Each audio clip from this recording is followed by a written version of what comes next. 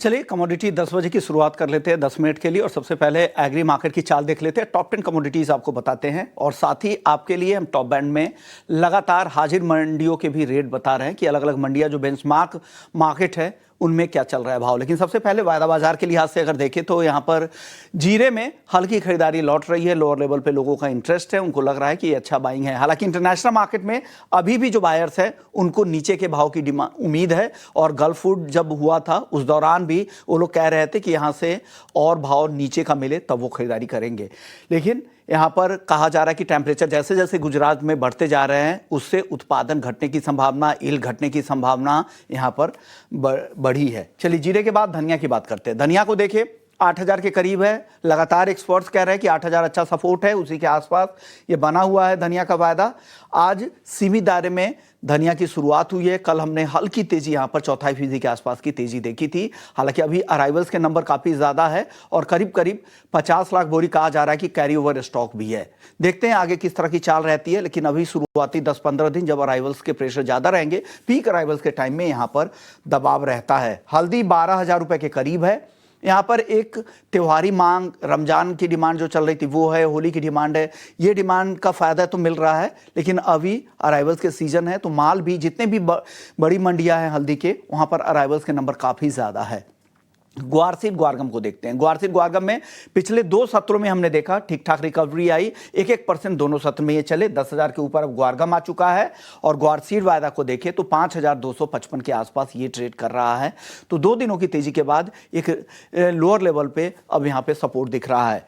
Castor को अगर देखें तो ये भी 6,300 के ऊपर आ चुका है। इंडस्ट्रियल डिमांड में सुधार दिख रहा है, हाजिर डिमांड बेहतर है। फंडामेंटल्स यही है कि इस सीजन की जो फसल है वो पिछले सीजन से 8% कम है, लेकिन नए सीजन में जो खेती का एरिया होगा वो कम रहने का अनुमान लगाया जा रहा है।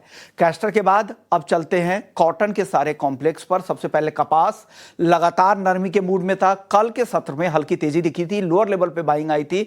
ट्रेड वॉर को लेकर यहाँ पर चिंता है, ग्लोबल कमोडिटीज है, यहाँ पर एक्सपोर्ट को लेकर चिंता है, ग्लोबल सप्लाई काफ़ी ज़्यादा है। तो ये फंडामेंटल्स काफ़ी कमज़ोर है, उसी का दबाव है कि ये भाव लगातार सुस्ती या कमज़ोरी ही दिख रही है। कपास कली को देखें तो उसका रिपल इफेक्ट इधर भी पास ऑन होना है, उसी का बाई प्रोडक्ट है कपास कली और 2600 के करीब है। यहाँ पर जो कल की तेजी आई थी वो कहा जा रहा है कि शॉर्ट कवरिंग की वजह से आई है। हालांकि ये तेजी कितनी टिकती है देखते हैं आगे। कॉटन वाश ऑयल 1300 के आसपास है। बाकी खाने के तेल में भी थोड़ी चिंता बनी है, लेकिन खाने के तेल में सबसे ज़्यादा जो दबाव दिख रहा है वो दिख रहा है सोयाबीन में। सोया तेल और सोयाबीन लगातार कमज़ोर हो रहे हैं क्योंकि बम्पर क्रॉप है वहाँ पर और घरेलू बाजार की भी क्रॉप अच्छी है। कॉटन वॉश ऑयल के बाद अब आखिरी काउंटर पाम तेल का है, जहां पर तेजी का रुख है। ट्रेड वॉर की वजह से थोड़ी बहुत प्राइस में गिरावट जरूर आई थी, लेकिन अभी भी भाव अगर देखें तो 4510 रिंगिट के ऊपर है। आज के सत्र में 0.5% की तेजी मलेशियाई पाम तेल में दिख रही है। चलिए ये बात हो गई एग्री मार्केट की। अब हमारे साथ दिव्या गगलानी है एक्सिस सिक्योरिटीज से, उनसे नॉन एग्री मार्केट का हाल समझ लेते हैं। सबसे पहले गोल्ड पर बताइए दिव्या, क्या लग रहा है आपको? आज तो मुनाफा वसूली दिख रही है 85-700 के आसपास, क्या करे आज की गिरावट में? Good morning Vishwamohan ji. Good morning. Gold की बात करें तो ये भी काफी अच्छा रहा गोल्ड के लिए, पर हमें 1-2 दिन से हम देख रहे हैं कि प्राइसेस जो है थोड़े से रेंज में आ गए और हमें प्रॉफिट बुकिंग देखने मिली है। मेन रीजन ये है कि आज इवनिंग में नॉन फार्म पेरोल डेटा है, तो ट्रेडर्स ने प्रॉफिट बुक करने का जो है डिसीजन लिया कि वॉलेटिलिटी काफी देखने मिलती है हमें डेटा के टाइम पे, काफी इंपॉर्टेंट डेटा है। अभी जो रिसेंट जो डेटा आए थे एडीपी नॉन फार्म और जॉबलेस क्लेम डेटा, तो एक पॉजिटिव आया था एक नेगेटिव आया था, तो कोई डायरेक्शन मिल नहीं रहा है ट्रेडर्स को, तो दैट्स व्हाई हमें एक प्रॉफिट बुकिंग थोड़ा देखने मिल रहा है। और साथ ही साथ ट्रम्प ने जो टैरिफ अनाउंस किए थे, तो मोस्ट ऑफ द टैरिफ जो लगाए थे कनाडा और मेक्सिको पे, वो भी उन्हें रोल बैक कर दिए। तो एक क्लियर डायरेक्शन नहीं है कि कौन से तरह मार्केट जाएगा। पॉलिसीज में भी काफी अनसर्टेनिटी दिख रही है। तो मुझे ऐसा लग रहा है कि गोल्ड जो है एक रेंज में ही कारोबार करेगा डेटा से पहले। पर इंट्राडे में अगर गोल्ड थोड़ा नीचे आता है 85,400 के करीब, तो वहां पे बाय हम कर सकते हैं। स्टॉप लॉस हम 85,200 का रखें और टारगेट ऊपर में 85,650 का मेंटेन करें। तो दायरे में रहेगा, अगर दायरे में ही अगर आपको ट्रेड करना है तो यहाँ से थोड़ा नीचे है भाव, तब वहाँ पे खरीद सकते हैं। और आज एक अहम डेटा है, उससे पहले निकल भी जाए, आज फरवरी महीने की जॉब रिपोर्ट यूएस में आने वाली है। वो एक बड़ा ट्रिगर होता है गोल्ड मार्केट के लिहाज से। और डॉलर इंडेक्स तो आप देख ही रहे लगातार यहाँ पर कमज़ोर है।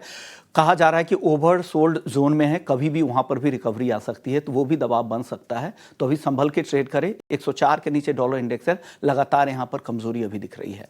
चांदी की बात करते हैं, 98,000 रुपये के नीचे चांदी आ गई है। कल फिर से शाम के सत्र में अच्छी तेजी दिखी थी। दिव्या, आगे क्या लग रहा है? 98,000 के आसपास रिस्की है क्या चांदी खरीदना, या चार्ट पे अभी भी दम दिख रहा है? क्या 1 लाख भी चांदी पार कर जाएगी अगले हफ्ते? हम चांदी की अगर ओवरऑल बात करें तो एक लगाड़ी रहा था एज कम्पेयर टू गोल्ड, पर इस बार उसने सोने को आउट परफॉर्म किया। ये भी करीब 4% के करीब ऊपर है, और जो सोना है 1.8% के करीब ऊपर है। अगर मैं ओवरऑल फैक्टर्स की बात करूं तो डॉलर इंडेक्स में जो करेक्शन देखने मिला है, तो उसने एक सपोर्ट देखने मिल रहा है हमें प्रेशियस मेटल के अंदर, इंक्लूडिंग गोल्ड एंड सिल्वर। साथ ही साथ बेस मेटल में भी जो रैली आई है, तो उसने भी चांदी का जो अपील है वो थोड़ा सा बढ़ाया हुआ है। और टेक्निकली बात करूं तो एक ब्रेकआउट जोन पे ही है 98,000 के करीब। अगर प्राइस यहाँ पे सस्टेन करता है तो हमें इजीली 1 लाख और 1,05,000 के लेवल आगे के देखने मिल सकते हैं।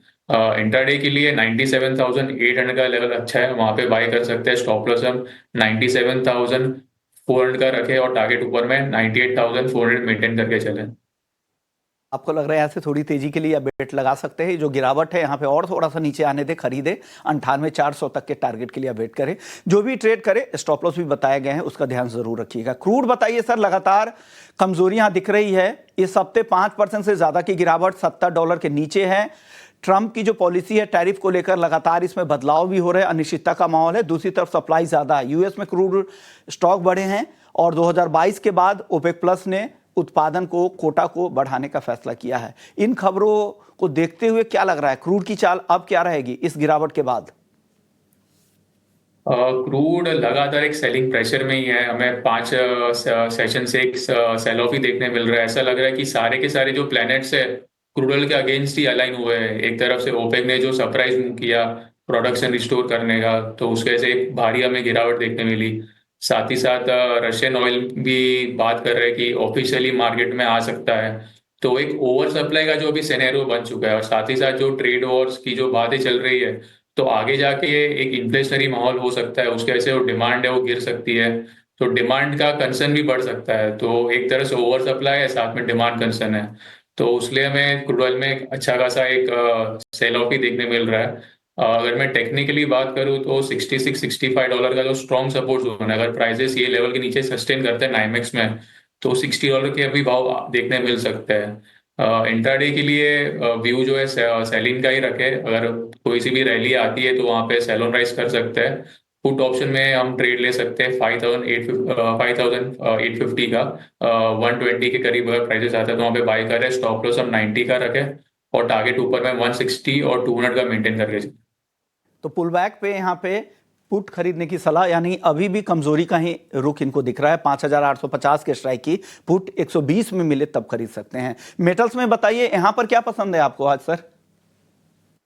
मेटल्स में कॉपर काफी अच्छा लग रहा है हमें। एक स्ट्रॉन्ग ब्रेकआउट देखने मिला एमसीएक्स के अंदर। जो प्राइजेस जो काफी टाइम से एक रेंज में ट्रेड कर रहे थे, 867 870 के ऊपर प्राइजेस सस्टेन हो नहीं रहा था, वहां पे हमें काफी अच्छा खासा ब्रेकआउट देखने मिला।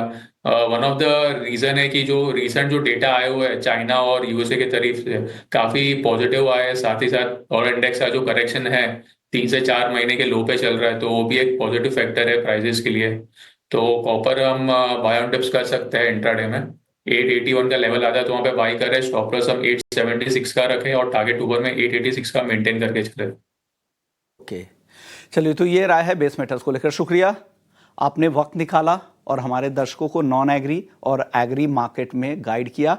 हालांकि दिव्या, ये आपके लिए कॉम्प्लीमेंट है, आप आज फ्राइडे लुक में तुषार कपूर की तरह दिख रहे हैं। चलिए, happy weekend sir. Thank you, same to you sir. चलिए।